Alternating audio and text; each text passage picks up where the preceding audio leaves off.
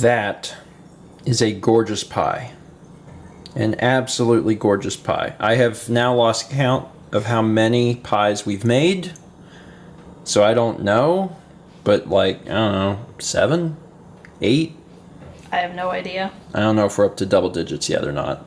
Anyway, hello everyone and welcome to Friday. I am very excited about today because we're going to be starting a new game, and it is a classic. I get to use the word classic. The game just turned 20. Just turned 20. Which is impossible because it only came out a few years ago. Luigi's Mansion is 20 as of a few days ago. And we are actually going to be starting it tonight. It's going to take a few weeks to get through. Once you're halfway through September, you're starting to lead into the October season, the Halloween season. It's a good time for this sort of game. It's a bad time, for it in March. So if we're going to play it, this would be a good time. Recently, we had picked up Luigi's Mansion 3 because I wanted to get to it at some point. And I had another stream game lined up, but we're putting it on pause for a little bit, just for a few reasons that we'll talk about in the next few weeks. But Luigi's Mansion is a much shorter game, and we can get through it relatively quickly. And Mal's never played it, and it's so good. It's so good. I remember playing it at the kiosks whenever it first came out, whenever the GameCube first released, and just being blown away by how good it looked, because the graphical jump from Nintendo 64 to GameCube was immense. And there were so many times after the GameCube came out that, we'd go shopping with my parents or whatever, and I would just stand at the kiosk forever and just play Luigi's Mansion over and over and over again because I was just so impressed. I got the GameCube that Christmas, and one of the games that I got was Luigi's Mansion. And I did beat it, and I don't know that I beat it shortly after release or if I waited a while before I got around to beating it, but it's been at least a decade since I've beaten it. So I'm probably going to be roughly as useless as I was during Galaxy, but I'll try to provide tips when I can. We'll see what happens. I don't know. Anyway, let's have some pizza and then let's suck up some ghosts. That's what you do. You knew that much, right? You got that? Yeah, I knew that much. Okay, yeah. I guess Luigi and his vacuum cleaner have kind of seeped into every other aspect of Nintendo's culture. At what point would you turn around? Like if you had your little map and it showed the mansion and then you came up to this, at what point would you be like, this is a Scooby-Doo ghost house? There's no way I'm walking inside. There's a skull on the door. My promo video went over really well with Twitter. It seems people really enjoy it when I go, da da da da. Da, da, da. So I'll keep it in mind. Maybe I'll do that more in the future.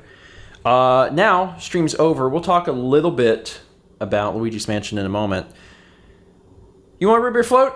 Yeah. Okay. That's a nice little sweet treat after the stream. So, this is the first time that Mal has played Luigi's Mansion. And I knew it was a short game. Little fact, a little behind the scenes info. Anytime we're about to play a game, we always look it up on how long to beat.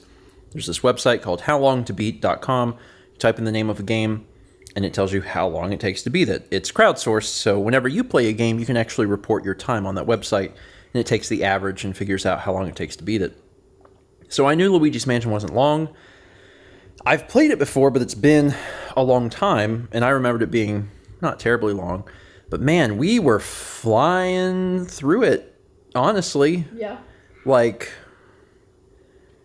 We got to the booze part, and then on one episode, Mal got to the booze part and then also caught a ton of booze, and I was like, all right, we're making pretty good progress. So it's going to be a shorter LP, but it's fun because it's a classic game. It's charming. That was the word I used during the LP, and that's the most appropriate word. It's a charming game. It's really unique because it was the launch title for a Nintendo system, and it wasn't a Mario game. And it wasn't even just that it wasn't a Mario game. It was just so far removed from what the system launches had been.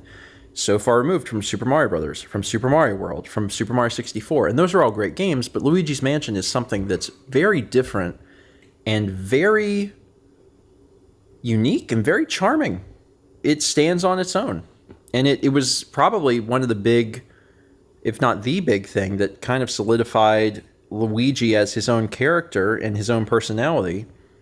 And it took him long enough on it. Like, it took a long time from introducing Luigi as a character to Luigi's Mansion to really give him a personality other than Mario's brother, other than Player 2, other than Green Mario. Mm-hmm. Oh, he can jump higher. He can jump, yeah, and that's only in some things. Yeah. So,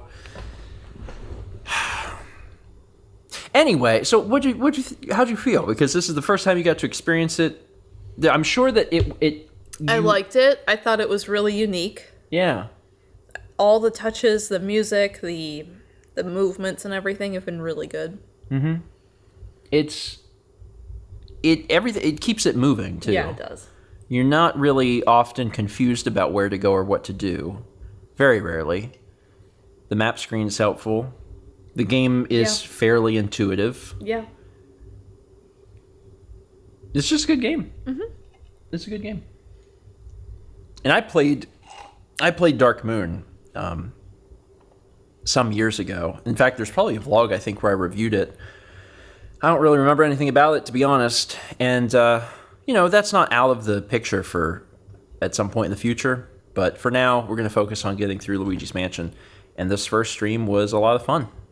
Really, really had fun with it. The only thing I want to mention is that I talked about this in the vlog yesterday or the day before, how I feel like I may have been having some problems with the Elgato stuff, not interpreting things correctly. Well, tonight, ran into a different problem with the Elgato where it was struggling to keep the frame rate up. The CPU usage in OBS jumped dramatically.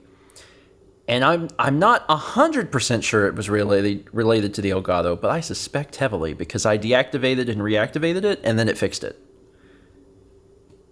So, we did 2 episodes or 3 episodes with it not being a problem, and then the Streambox was screaming suddenly, and I was like, what the heck? And Chaz was sending me messages like, something's wrong. And it wasn't, super bad, but it was, a little noticeable. And then, between episodes, I fixed it, and then it was fine. It's fine. Just little things I got to think about and try and work around. Maybe there'll be maybe at some point in the near future there'll be time to come up with a new capture solution, and we'll cross that road when we get there. We're not there yet, but I'm aware of it. All right, that's it. That's it. Thanks for watching. We'll be back next week with more Luigi's Mansion. So if I get this out in time for that, hopefully it will. Tune in. It's fun. And it's not going to be a long LP, so we won't be streaming it super long, probably for just another few weeks. But join in because it is a classic. It's really good. And it's the season to play it. Let's meet back tomorrow, shall we? Where is my mouth? Those metal straws get so cold. Frigid.